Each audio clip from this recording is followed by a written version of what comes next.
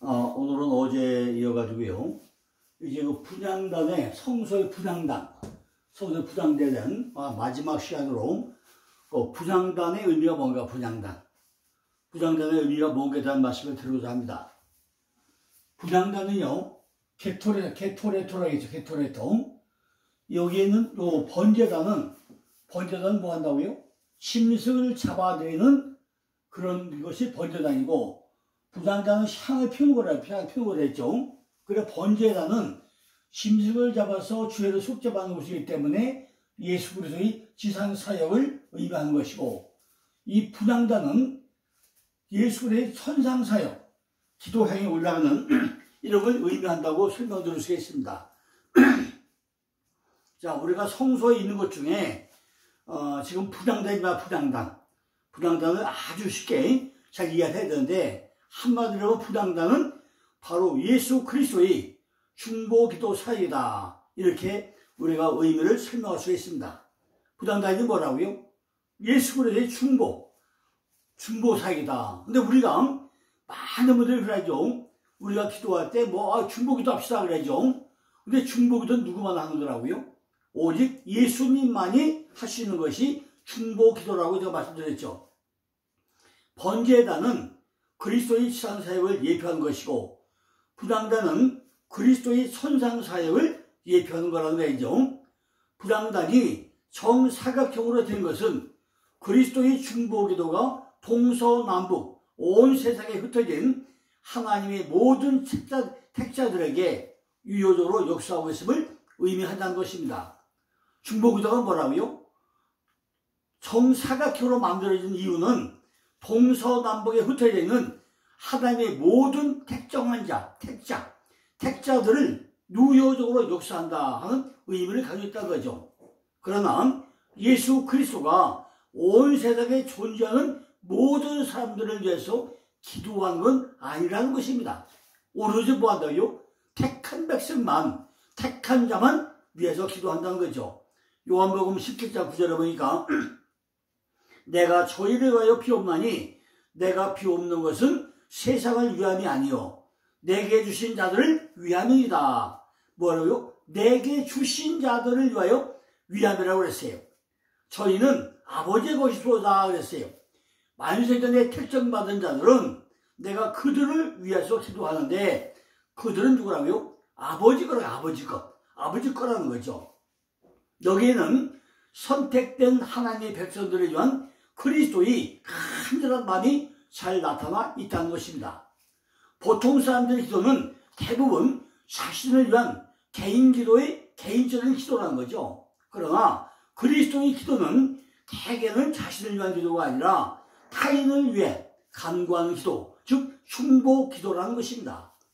그리스도의 인생 자체가 하나님과 인간과의 화해를 위한 그런 것이므로 그의 기도가 중보의 기도로 일관된 것은 아주 당연한 그런 결과라는 거죠. 즉 그리스도께서는 세상이 얼마나 악한 곳인지 직접 경험을 하셨다는 것입니다. 그런데 이 험한 세상에 사랑하는 자들을 버려두고 하늘로 올라갈 때가 되셨기 때문에 마음이 많이 아팠다는 거죠. 믿음이 약해가지고 스스로 자신을 보호할 수 없는 그들을 불쌍히 여겨가지고 하나님의 보살핌에 의탁을 하셨다는 것입니다. 하늘의 영광을 눈앞에 두시고 불쌍한 제자들을 위해가지고 기도하셨다는 것은 주의 자비로움을 증명하는 사실이라는 것입니다. 아버지께서 택하셔가지고 예수 그리스도에게 주신 백성들을 위해서 뭘 한다고요? 중보 기도를 한다는 것입니다. 분향단에는 뿔을 만들려고 했지만 뿔의 개수나 위치가 기록되지는 않습니다. 뭐라고요? 분향단에는 뿔이 있는데 뿔이 몇 개인지 이거는 설명 없는데 대개 4개의 뿔이다. 4개의 뿔이 있다고 설명하죠. 분향단의 뿔이 4개 있고 네 모퉁이에 있어서 볼 때 분향단도 어떤 하나님의 권위, 왕권, 능력, 이거를 아마 상징하지 않았는가 우리가 이렇게 설명할 수가 있습니다. 부당단에는 뿔을 만들려고 했는데 뿔의 개수가 왜 4개였느냐? 4 모퉁이의 있음을 볼 때 부당단도 그와 같은 구조를 갖고 있다는 것을 옳다는 거죠. 뿔은 케렌이 뭐죠? 능력과 왕권을 의미하는 것이 뿔, 케렌입니다. 케렌. 다니엘 7장 8장에 보면요, 뿔은 모두 왕권을 가리킨다고 기록되어 있습니다.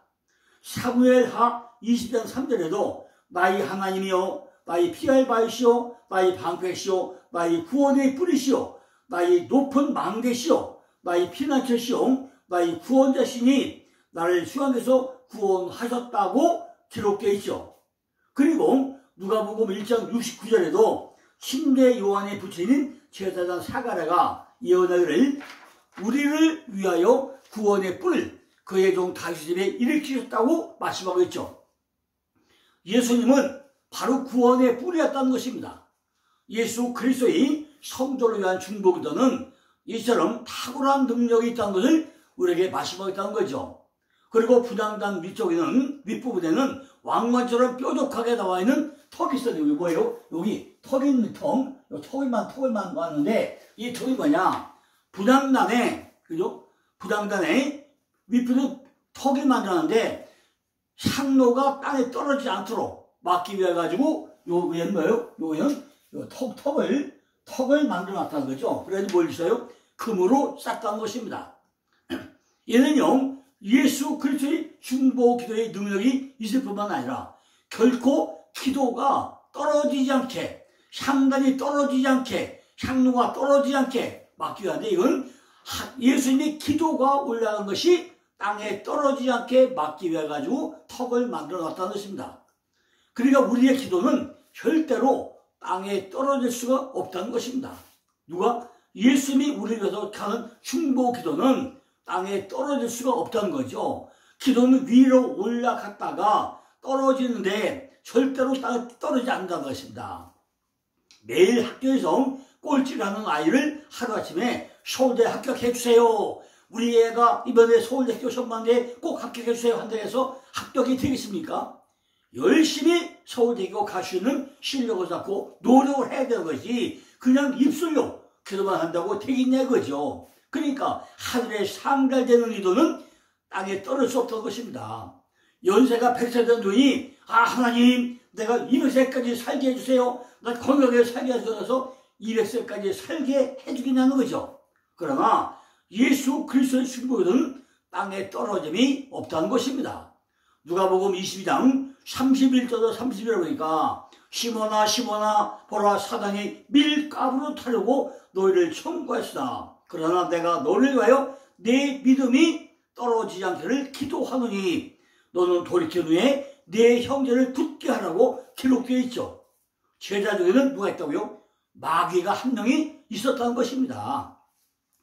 그는 가룟 유다이고 마귀가 들어왔다 나갔다 하는 사람이 바로 베드로다. 베드로. 많이 마귀 역할을 한 사람은 가룟 유다였는데 마귀가 들어갔다가 나갔다 한 사람이 누구요? 베드로다. 베드로. 그냥 이리 바뀌고 저리 바뀌고 중구난방으로 활동한 사람이 베드로였다는 거죠. 마귀는요 베드로를 집중 공격을 했다는 것입니다. 예수님이 이제 내가 십자가에 죽고 3일 만에 부활할 것이다 라고 수단요구를 했을 때 베드로는 뭐라 했죠? 주님을 야단치죠. 베드로는 자기 주제 파악을 못하고 있던 사람이었습니다. 그러다 예수님은 가르치고 야단을 치죠. 그러다 예수님이 베드로를 향해서 뭐라고 하죠? 마가복음 8장 33절에서 사탄아 내게로 물러가라. 너는 사람의 일만 생각하고 하나님을 생각지 않는다라고 손을 팍 찔려버리죠. 이 베드로가 예수님을 모른다고 3번씩 부인하지 않습니까? 그러면서 저주하며 부인했다고 또 설명되어 있습니다. 아니 저주만 하는데 저주하고 부인하고 이렇게만 했다는 거죠. 그냥 마귀가 들락날 했던 사람이 바로 베드로였다는 것입니다. 성경에는 예수님을 저주한 것 같이 표현되어 있지만은 사실은 내가 저 사람을 알면 내 집에 성에 간다. 아마 이런 식으로 얘기하지 않나 우리가 생각해 볼 수 있습니다. 그것이 자신을 저주했다는 거죠. 그러니까 베드로는요 자기 자신을 저주하면서까지 예수님을 모른다고 부인한 것이 막 확실합니다. 내가 어떻게 알아? 저 사람을 몰라. 그죠? 야, 너도 그 편 중에 하나지 않을까? 나도 몰라. 계집종이요. 야, 이 사람도 한 편이라니까. 난 아니야. 완전히 부인해 버리잖아요. 그러니까 이 베드로가 어떤 사람이냐고요. 베드로는 자기 자신을 저주하면서까지 예수를 모른다고 부인하는 사람이었다는 거죠. 가룟 유다는 온 30개의 예수를 팔아버리죠. 가룟 유다의 죄나 베드로의 죄나 일보 백보 아닙니까? 그런데 가룟 유다는 지옥에 떨어지고 베드로는 수석사도가 되잖아요. 이 차이가 뭐냐는 거죠. 베드로가 마귀에게 사로잡히지 않고 멸망당하지 않는 것은 하나님께서 그를 택하셨고 예수님이 베드로를 위해 가지고 중보 기도를 해 주셨기 때문이라는 거예요. 예수님의 중보 기도는 땅에 떨어지는 법이 이렇게 없다는 거죠. 주님께서 베드로의 이름을 특별히 거듭 부르신 것은 우월감으로 해해진 그의 심령에 각성을 주시려 함이었고 그를 통해 가지고 모든 제자들에게 사단의 시험에 대한 경고를 하기 위함이었다고 합니다. 사단님이 가룟 유다를 자신의 수하로 삼았지만은 이제는 명예욕을 통해서 남은 제자들마저도 신앙일에서 파멸시키고자 애쓰고 있었던 거죠. 이것이 디모데전서 6장 3절 9절 말씀이잖아요. 이와 같이 사단이 인간에 대한 관심은 오직 도둑질하고 죽이고 멸망한 것뿐이라고 요한복음 10장 10절에 설명을 합니다. 따라서 하나님의 생명이 없는 불신앙인들이나 거짓 신앙인들은 오직 바람에 나는 겨와 같이 시편 1편 4편이죠. 사단이 까부는 바람에 휩쓸릴 수밖에 없는 이런 나약한 사람이었다는 거죠. 사단은 항상 우리의 죄와 흠을 가지고 하나님께 송사를 합니다. 이것이 욥기서 1장 6절 11절에 나오죠. 그러나 공의로운 하나님께서는 그 공의를 시행하고자 비록 사단이 삐뚤린 심보를 아시지만은 인간들의 죄악에 관한 송사를 거절하지 않는다는 것입니다. 그래서 모든 시험을 마친 후에 송사 결과 그 인간이 온전히 사단에게 속한 자임을 판명되면 사단이 청구하는 대로 그의 영혼을 사단에게 내어준다고 고린도전서 5장 5절에 설명되고 있습니다. 사단은 그와 같이 하여 가룟 유다를 얻었고 이제는 남은 제자들이 결점들을 송사해가지고 그 영혼들마저 자기 것으로 삼고자 청구하는 것이 로마서 욥기서 1장 8절 아닙니까? 이와 같이 주님의 경고에도 각성하지 못하고 베드로는 뭐예요? 주여 내가 주와 함께 오게도 가고 죽기도 가고 칼카고 태웠다고 상담을 하잖아요. 그죠? 인간의 나약함을 보여주고 있습니다. 입술로만 그냥 뻥긋 하죠. 이와 같은 의로운 욕구는 선한 것이기도 하지만은 근본적으로 무지한 소치였다는 거죠. 그의 인상이 본래적인 타락성과 자신에게 닥칠 사명적인 고난과 그리고 하늘에 있는 악의 영들의 능력을 알지 못했기 때문에 이러한 장담을 한 것이었다는 것입니다. 그러므로 오늘도 주의 종된 사명이 길을 계획하는 성도들은 자신의 각오가 과연 하나님의 능력 안에서 산출된 것인지 우리가 냉정하게 검토를 해봐야 될 거라고 누가복음 14장 25절로 33절에 설명되어 주겠습니다. 베드로는 이번 기회에 주님을 도와가지고 공을 세움으로 누가복음 20장 50절이죠. 자신의 신앙적 우월성을 과시하고 수석 제자로서의 주도권을 잡고자 했던 것입니다. 그러므로 주님께서 그 의도적인 의도를 아시고 베드로야 내가 3번 나를 부인하라. 그리고 깨우쳤다는 거죠. 내가 나를 오늘 닭이 오기 전에 3번 나를 부인할 거야. 그러잖아요. 비록 사단이 우리를 시험하고자 송사지만은 하나님 우편에 계신 주님께서는 이와 같이 우리를 위하여 간구한다고 지금 로마서 8장 34절에 설명하고 있습니다. 그래서 결국 후에 부활하신 주님을 뵙고 오순절 성령 충만을 입은 베드로와 사도들은 예전보다 더욱더 순수하게 굳건하며 생명력 넘치는 헌신할 수가 있었다는 것입니다. 민수기 16장에 보면 이스라엘 백성이 모세와 아론의 지도력에 대항하고 고라의 반역에 동조하는 것이 나오죠. 그래서 연병이 시작돼가지고 14,000명이 죽게 됩니다. 그러자 모세가 아론에게 말하죠. 민수기 16장 46절과 48절에 이에 모세가 아론에게 이르되 너는 향로를 취하고 단의 불을 그곳에 담고 그 위에 향을 두어 가지고 급히 회중에 가서 그들을 위하여 속죄하라. 여호와께서 진노하셨으므로 연병이 시작됐습니다. 아론이 모세의 명을 쫓아 향로를 가지고 회중에게로 달려간즉 백성 중에 연병이 시작되는지라. 이에 백성을 위하여 속죄하고 죽은 자와 산 자 사이에 섰을 때에 연병이 그치니라고 기록되어 있습니다. 여호와의 종인 모세와 아론의 반기를 든 자들이 있었다는 거죠. 그들의 지도자는 고라와 나단과 오리였다는 것입니다. 그들의 추종자들은 이스라엘 백성 중에 멸망당한 250인의 족장들이었다는 거죠. 명성이 있고 시험을 받는 자들이 언제나 반드시 현명하지는 않다는 것입니다. 또한 백성의 소리가 사단의 소리교가 빈번하게 나타난다는 것입니다. 고라가 이 반란의 주모자였다는 것입니다. 고라는 이름은 바로 얼음을 의미하죠. 고라라는 이름은 얼음이라는 의미를 가지고 있습니다. 고라는 그 자신의 이름에 상응하는 행동을 보였다는 거죠. 얼음처럼 차가운 마음을 가진 고라는 이 세상에서 가장 유순한 모세에게 그와 같은 배은망덕한 행동을 취했다는 것입니다. 사랑이 적을 때 허물은 크다는 것입니다. 그리스도임을 고백한 그리스도 일꾼들이 냉담해질 때 그들은 곧 반역자들이 될 수 있다는 것입니다. 이스라엘 백성은 두 개의 부로 구별되었죠. 여호와를 향한 자들과 여호와를 거역하는 자들로 딱 두 부로 구별되었다는 것입니다. 알곡과 가라지는 함께 자라지만은 마침내 구별되어질 거라는 것입니다. 여호와께서는 의로운 이들을 죄인과 함께 심판하지 않는다는 것입니다. 여호와께서는 소돔을 멸망시키기 전에 롯을 따로 불러냈죠. 예수 그리스도를 따르는 우리들은 탐욕으로 인한 이 세상에 대한 심판을 피하기 위해 가지고 따로 구별되어질 것이라고 고린도후서 6장 17절에 설명되어져 있습니다.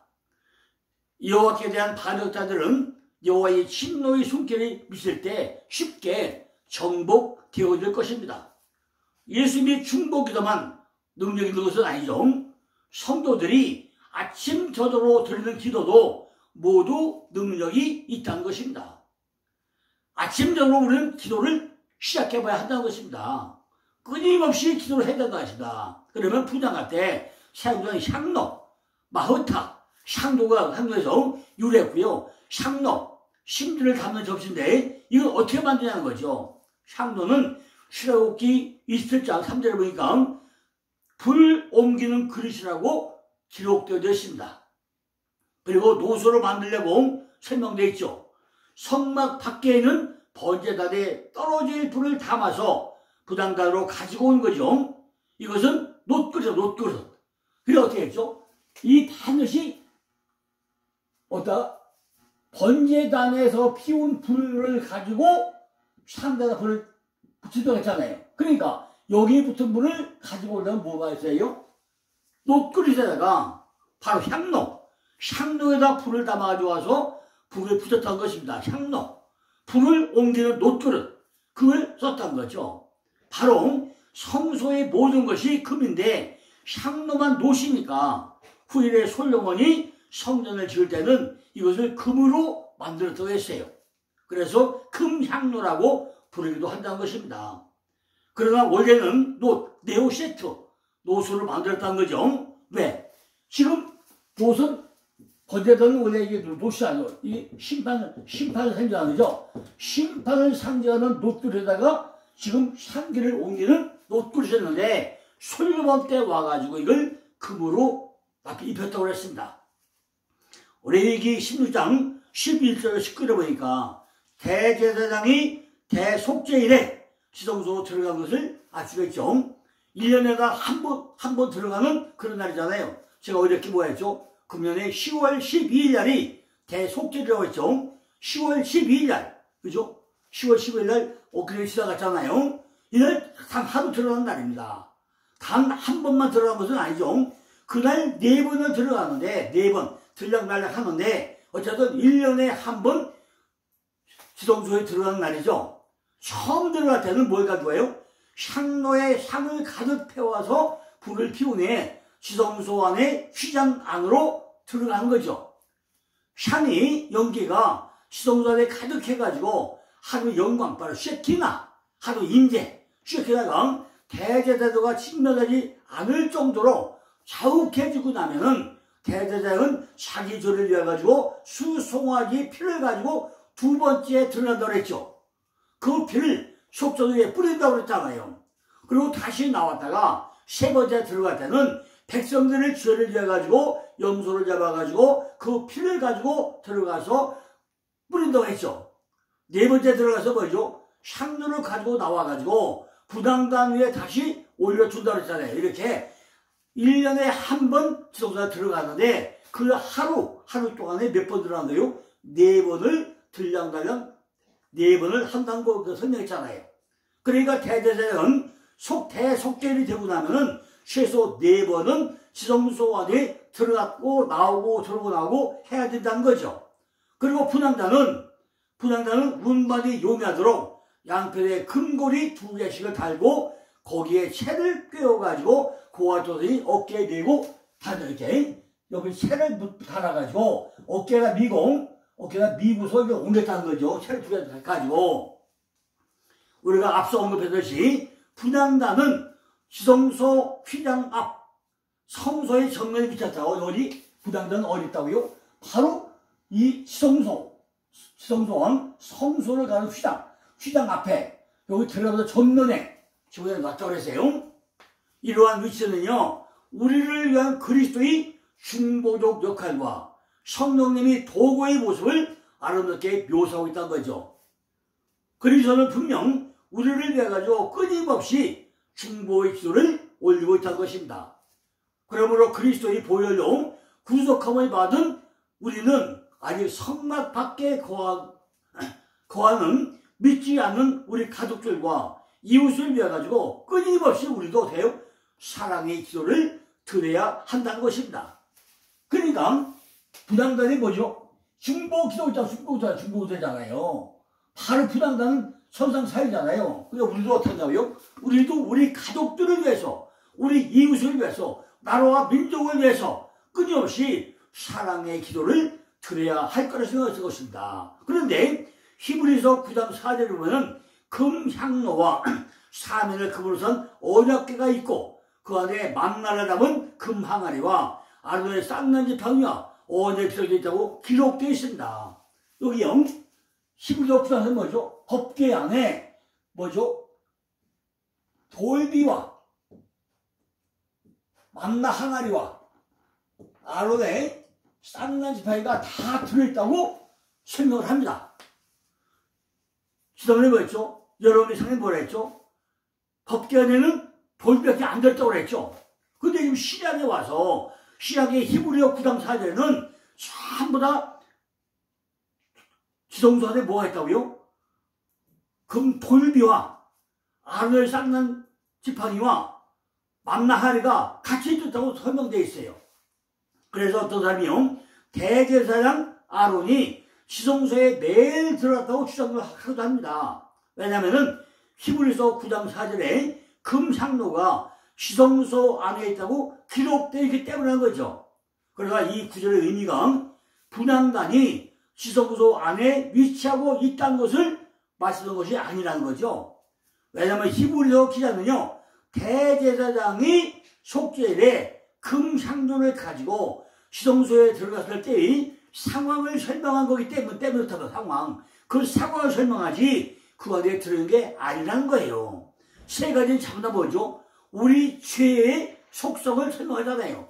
돌비도 만나하래도 아루살대도 참도 뭐죠? 우리의 죄성을 설명한 것이기 때문에 그걸 전부 다 사유해서 들량을 한다고 얘기죠. 그러나 일반적으로 분향단이 지성소가 아닌 성소에 있게 된다는 거죠. 그러므로 출애굽기 30장과 히브리서 9장의 내용은 다소 모순이 있게 보입니다. 모순이 있습니다.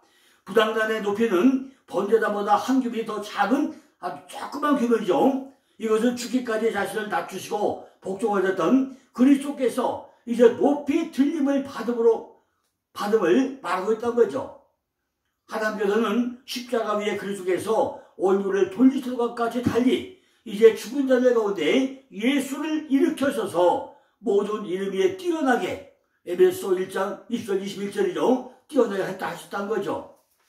그래가지고 모든 세상과 피조물의 통치자로 즉위하셨고 교회의 머리가 되심으로 그를 따르는 자 역시 그와 함께 왕노릇 하게 할 뿐만 아니라 그의 말씀에 절대 복종하도록 하셨다는 것입니다.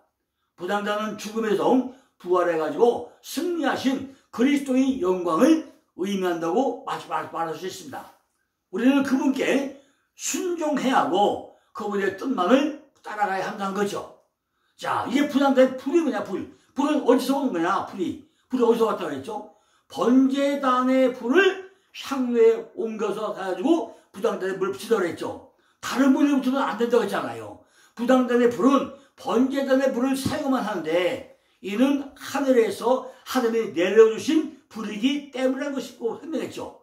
모세가 성막을 완성하고 기도할 때 하나님이 번제단의 불을 내려줬죠. 솔로몬이 성전을 완공했을 때도 번제단에 하늘로부터 불이 내려줬다고 했어요. 그러니까 번제단에 있는 그 불만 가지고 와서 향을 피워야 되었다는 것입니다. 다른 불로 부당하면 죽게 되었다는 거죠. 레위기 14장에 보면 아론의 네 아들 가운데 나답과 아비후가 다른 불로 분양하다가 불에 타 죽었다고 그랬잖아요. 이것은 반드시 분양할 때 번제단의 불을 사용한다는 것을 우리에게 보여주고 있는 것입니다. 그리고 예수 그리스도로 속죄함을 받은 사람만이 하나님께 연락되는 기도를 올릴 수 있다는 것을 의미한다는 것입니다. 번제단은 속죄의 장소이고 부당단은 기도의 장소이기 때문에 우리가 부당단의 향은 어떻게 만들 수 있냐? 향을 만드는 방법은 출애굽기 30장 34절로 38절에 자세하게 기록되어 있습니다. 내가 만들 향은 여호와를 위하여 거룩한 것이니 그 방법대로 너희를 위하여 만들지 말라. 무릇 맡으려고 이 같은 것을 만드는 자는 그 백성 중에서 끊쳐지리라고 기록되어져 있습니다. 향은 하나님이 말씀하신 그대로 만들어가지고 분양해야 하고 분양단 위에는 분양만 해야지 번제나 소제와 같은 다른 제사들은 절대로 안 된다는 것입니다. 구약시대 분양은 바로 예표죠. 실제는 예수 그리스도의 중보 기도가 실체죠. 성도들이 바로 기도가 실체입니다. 예수님이 중보 기도하시는 것은 대제사장이신 예수님이 일이고 신약시대에 살고 있는 우리는 제사장들이 아침저녁으로 분양한 것처럼 아침과 저녁에 하나님 앞으로 나아가서 우리가 기도하며 살아야 한다는 거죠. 왜 그러죠? 우리도 왕같은 제사장이기 때문에 우리도 날마다 아침으로 기도불을 올려야 된다는 것입니다. 기도하면 재앙에 물려가고 순금능대의 빛은 받은 것처럼 성령의 은혜가 쏟아지게 우리에게 부어줄 거라는 것입니다. 또 기도하면 연병도 떠나가고 죄사함도 받고 능력을 힘있게 덧입게 될 거라는 것입니다. 우리 성도들이 향로마다 기도향이 가득해서 날마다 기도에 올라가기를 간절히 기원해 드립니다. 내는 이제 물두멍의 영적 의미에서 또 설명하자. 물두멍의 말씀을 드리겠습니다. 감사합니다.